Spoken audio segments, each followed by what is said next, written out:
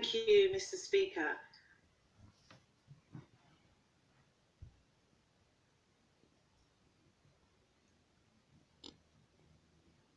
For securing this important debate to commemorate Windrush Day 2021. Windrush Day is a day to redress the imbalance of injustice and sorrow our elders have experienced at the hands of this government. A day to pay homage and respect for the journey they took, many as toddlers, to what they thought was the motherland. The UK is what they call home, despite the stain of prejudice and racism they have experienced.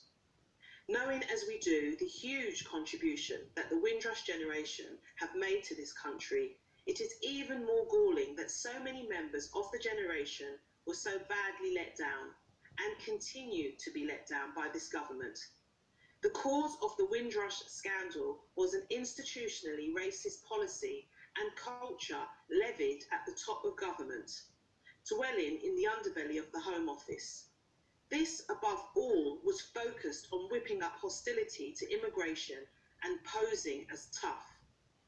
Serving these ends resulted in the disdain for individual people which the hostile environment policy represents and which tore so many lives apart.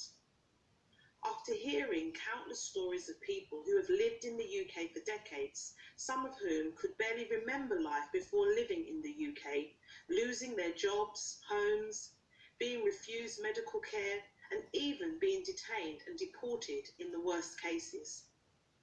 It is obvious that the government should have had great humility and sought to redress this great injustice as soon as possible. It took a year after launching the Windrush compensation scheme for the Home Secretary to finally agree to lower the burden of proof required from beyond reasonable doubt to on the balance of probability.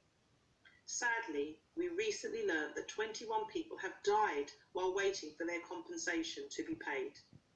My constituent, Anthony Bryan, has only just received his offer of compensation a full year after the moving drama Sitting in Limbo, based on his experiences, was screened. And even once an offer is made, many of which appear to be unacceptably low, there is no mechanism for an independent review of the sum. The Windrush compensation scheme only re-criminalises the Windrush generation and continues to fail the victims of the scandal day in, day out. Mr. Speaker, I will end by saying it is obvious that the Home Office has lost any trust it could have to operate such a scheme, and an independent oversight should be brought in to ensure that recipients are properly compensated in a timely manner. Thank you. Steve Beck.